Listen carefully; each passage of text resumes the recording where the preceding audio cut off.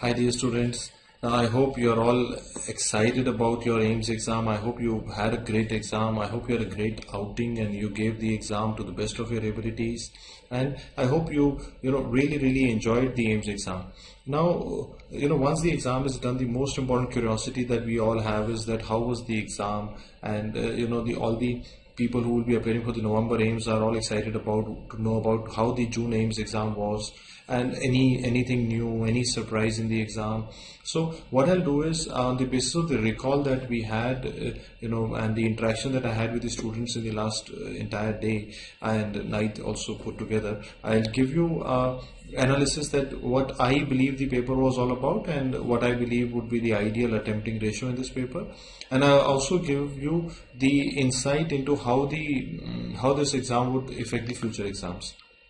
And this exam was a landmark exam, not because of the questions or anything else, just because of the this exam being the first exam that was conducted after the lockdown has come in. This is the first exam. Imagine, not only in the medical sector, in the entire education industry, this is the first exam that was conducted with due safety precautions after the lockdown.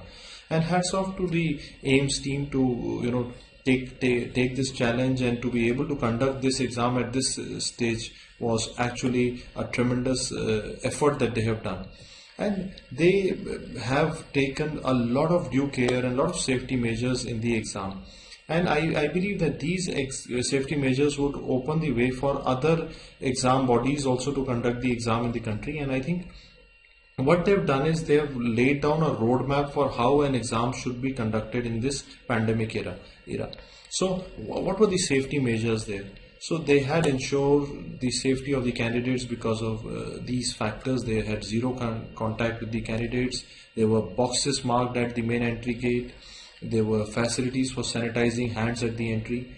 And as a part of DAM's endeavor, we also made sure that we also sent our boys wherever possible with the sanitizers to help students remain safe. And there was barcode scanning at the registration gate. There were thermal screening at the entry. Sanitizer and mask were available. Students were sitting with 2 or 3 systems apart.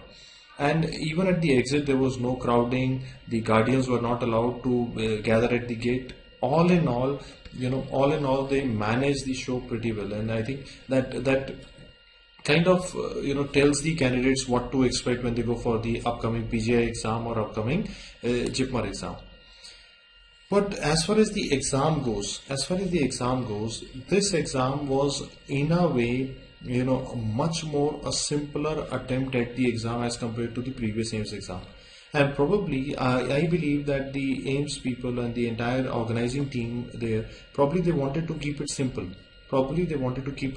Because of the organizational issues. This is the exam where we had only single best response questions. No assertion reasoning, no multiple true false, no match the following, no arrange the sequence, no video based questions. Now, a lot of students have now asked me, sir, what do you think would happen in November AIMS? Now, I believe that this was not done for academic reasons. I believe that this was done for technical reasons.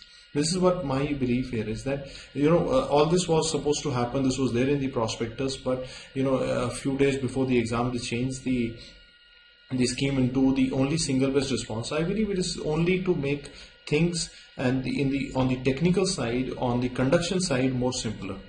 The reason I'm saying this is because when we organize our own DAM CBT, so if we are facing technical challenges, we remove the video based questions, because we do not want that in some centers the videos play, some do not play, because we all know as of now all of the computer centers also have manpower issues, technical issues. I think that this would not have implication for November AIMS. This is what I feel, and I feel in the November AIMS you will again have all those classic AIMS patterns of assertion reasoning, true false, video based questions, but they were not there in this exam. This was a very important thing to notice. Now, second was visuals. As always, visuals play a very important role. The image based questions play a very important role in AIMS. But if I compare the number of visuals to previous AIMS exams, I would say that these are less than the previous AIMS. The number is less. if I actually give you, so on the basis of recall, we found out that around 30 to 40 visual questions were there. There were 2 visual questions from radiology, we had 2 visual questions on anatomy, something related to a muscle attachment and its function, one asking the arterial structure against a particular prominence. There were questions on dermatology, which is fairly expected usually, and there was a life cycle based question also, and there was a question about structure of mucopolysaccharidosis, which was unique at this time. There was a graphical question on different levels of hemoglobin in children. There were images from ENT this time with the retractor, piriform fossa, forensic images for identifying the type of wounds. So I again want the future aspirant to know that the visual questions are very important as far as AIIMS goes. So whenever you are appearing for a visual question, don't get overwhelmed by the visual. Look at the choices first, then see the image. Most of the time you will be able to rule out.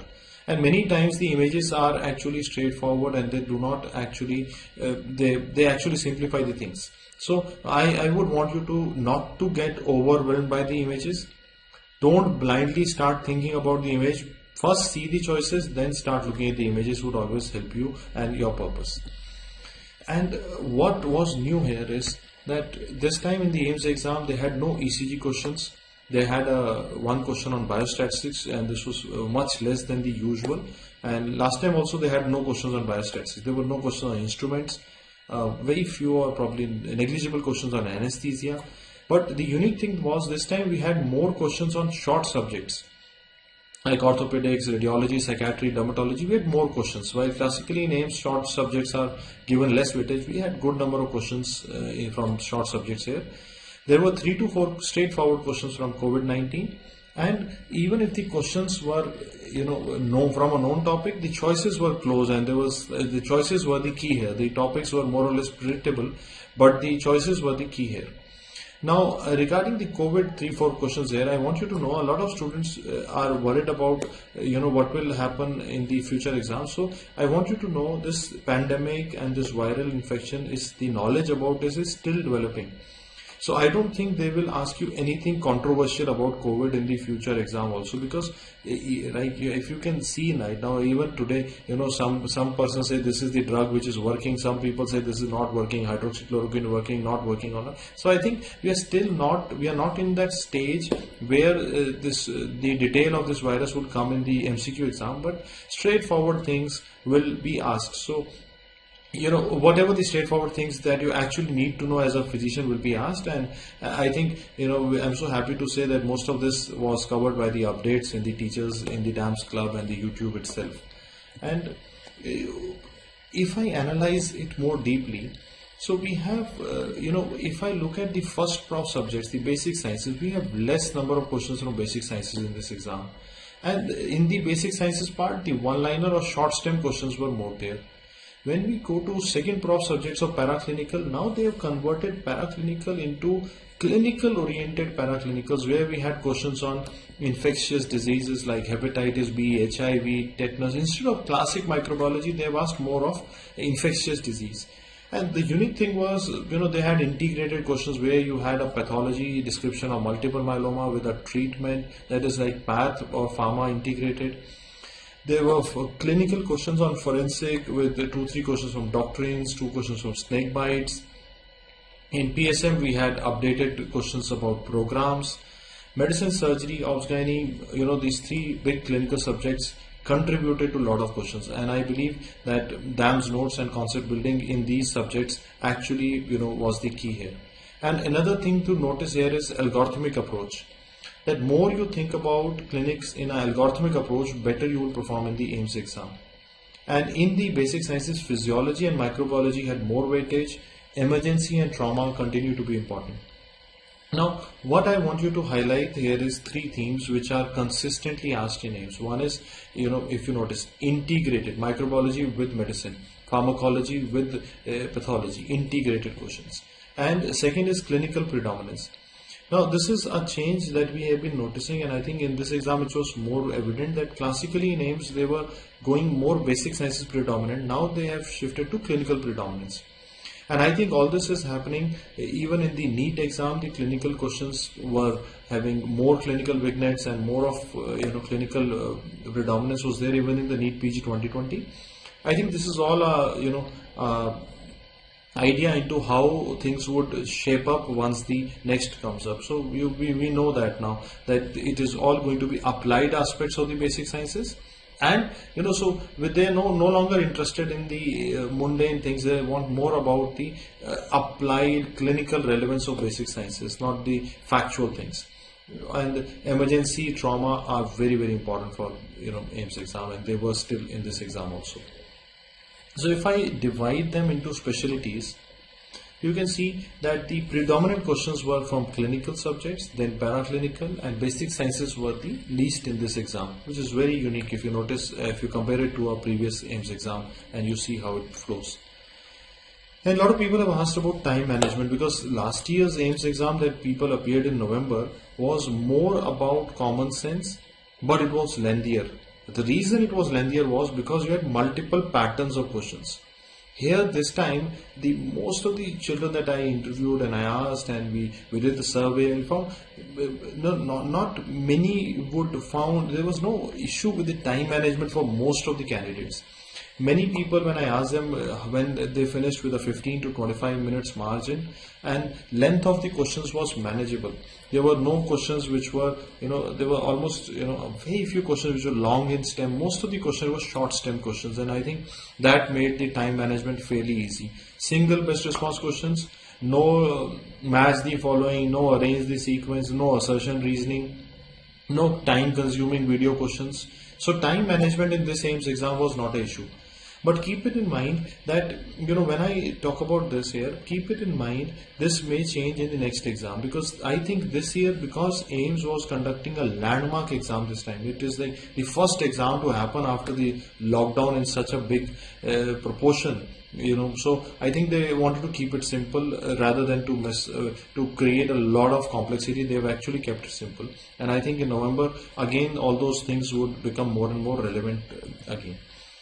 So if you look at the distribution of the length of the questions, short stem questions were the predominant questions. Then there were 20% questions were visuals, and 15% questions were long stem questions. So predominant, it was short stem questions were the predominant theme of the paper, and that is where the time management also comes in. There was a fair proportion of repeats in the paper, and repeat themes were there in the paper. And I believe that this paper, when I talk to students, most of the students had attempted between 160 to 200. There were students who have attempted even 200 questions, students who had done up to 160, 150 also. And a lot of students have asked me what would be the ideal attempting ratio in this exam. I believe, the top 50 candidates would have attempted 190 plus here.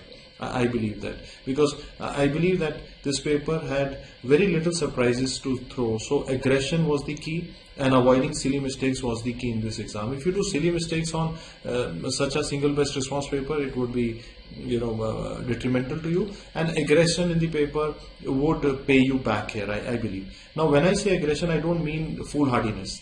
Aggression, when I say aggression, I mean that if you're able to rule out two choices, are you able to guess out the answer in the remaining two choices is the key here, because the topics were fairly predictable, so the choices were the key here, and many of the questions, the choices were confusing, tricky, and sometimes you had some extra information in the question which was all confusing you.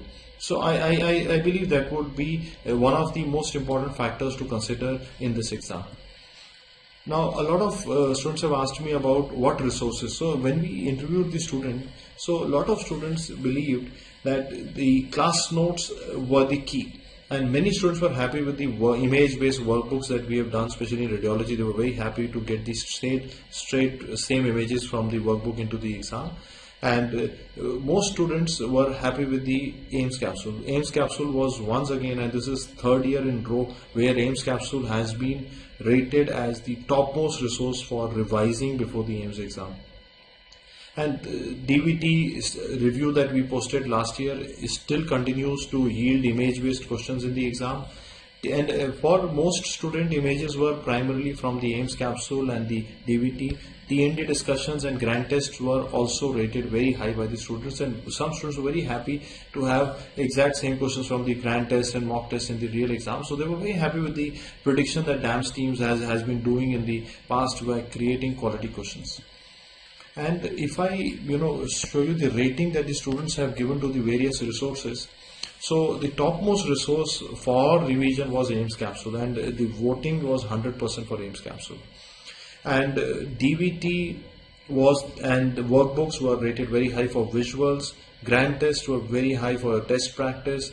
Class notes and T&D discussions for students who were attending these courses, they rated them very high in their quality of their resources and the predictability in the exam and the strike rate. Now, a lot of students actually send us messages on social media, sharing clips of the images where they could correlate that question with a class notes or a image book or some satellite based class notes. So students were very happy with the updates and satellite classes, and all that created a trust or a faith in the students for upcoming exam about what resources to utilize. And as the part of the DAMS team, I'm really excited about the feedback that the students have given, and I would like to congratulate the teachers for their exemplary teaching and conceptual teaching, where they have been able to remain contemporary. The key here is that if you are teaching contemporary medicine, if the teachers are teaching new pattern, if they are teaching concepts, they tend to have a better strike rate in the exam. And so gone are the days of all those rote learnings and factual remembering. The key in the exams now is understanding of concepts. And a lot of students actually said this, that the voices of the teachers were echoing in their mind when they were answering, and that is a mark of a great teacher. And a lot of students were able to place some questions because answer them correctly from the grand tests. And some of the messages were really, really beautiful. Like some students, they sent us a message that although they could not do the paper well, but they have now faith in the DAMS notes, and they are sure that they don't need any more resources. And the trust that the students have in the DAMS notes and the classes, they were very happy with the no questions from notes and from what the teachers are saying, and they could get hope. And that is what my message to students here is, that please have trust in your teachers, trust in your system. We have been doing it for last 2 decades, and this AIMS exam, people who have been more aggressive in this paper, who have made less silly mistakes, 190 plus attempting ratio would be the top 50 candidates who would have attempted that much, would do well in this exam.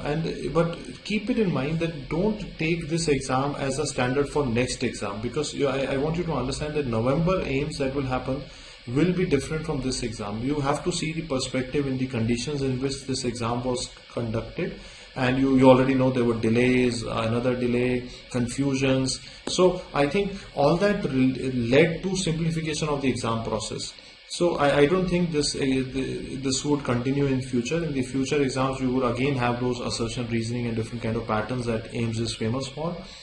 And also I believe that this exam has a touch of clinical predominance, visual predominance, and some integration, but basic sciences have a lesser role to play in this paper as compared to the previous AIMS exams. I think that is more or less the entire summary of the exam. I wish you all the best, and I'm sure I'll be interviewing you, or some of you here on this very channel after you've done well in the AIMS exam. I'm very, very excited to meet you and hear your story, and I want to wish all the candidates best of luck for the upcoming PGI exam as well, and JIPMER exam also. God bless you. Stay put, do your best, and keep presence of mind alive in the exam. The exams nowadays are not about hi-fi stuff, or they are not about rote learning or facts. They are basically about applying what you know. So if you keep your confidence up, if you keep your understanding questioned up, and if you spend time understanding from the teachers rather than comparing. I think the most important problem that has happened nowadays is that you find a lot of candidates comparing that, sir, this teacher is like this resource is like this. Instead of that, if we focus on learning from the teachers, and that is where I made a podcast about this as well. I believe the most important factor between a student teacher relationship is trust. Trust your teachers, trust your resources, and the magic happens. And I'm so happy, and I would like to congratulate the entire DAMS team again for their exemplary teaching, all the faculty members for their great conceptual teaching, which could make this kind of reviews which have I am feeling so actually validated and so happy from the feedbacks and the reviews that the students have given us. And I wish all of the students best of luck for their results. God bless you.